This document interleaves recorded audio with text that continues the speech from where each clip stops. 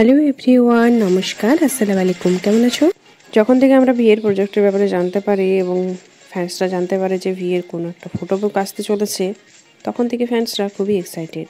ফ্যান্সরা এটা আইডিয়া করছে যে কিভাবে এই ফটো বুকে কী ফটো থাকবে এবং ভিয়ের চোখ দিয়ে কিভাবে প্যারিসটা দেখা যাবে সেটা নিয়েই কথা চলছে সোশ্যাল মিডিয়াতে।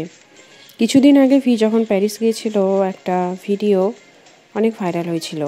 এই ভিডিওতে প্যারিসের রাস্তায় ভি এবং জ্যানি, যে ব্ল্যাকপিঙ্কের মেম্বার, তারা একসাথে টাইম স্পেন্ড করছিল।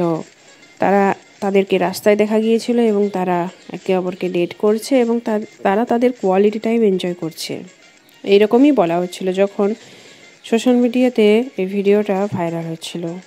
তখন ফ্যান্সরা মনে করেছিল যে এই ভিডিওটা ফেক, এই ভিডিওটা এডিটেড। এখানে যে দুজন মেম্বারকে দেখানো হয়েছে এটা না ভি না জেনি।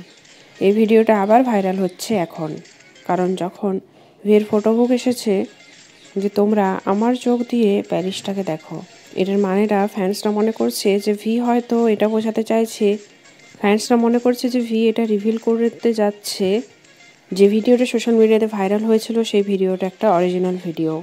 এই ভিডিওটিতে সে এবং জ্যানি ছিল এবং তারা একে অপরকে ডেট করছে।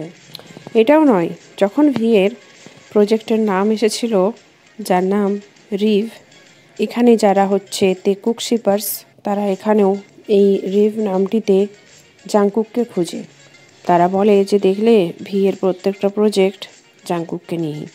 যখনই কোনো ভিয়ের প্রজেক্ট আসে তখনই এই যে ফ্যান শিপার্সরা হলে বলে তারা ভি এবং জেনি একসাথে আছে, তারা ডেট করছে, নইলে তারা বলে জাংকুক এবং ভি একসঙ্গে আছে, তারা ডেট করছে।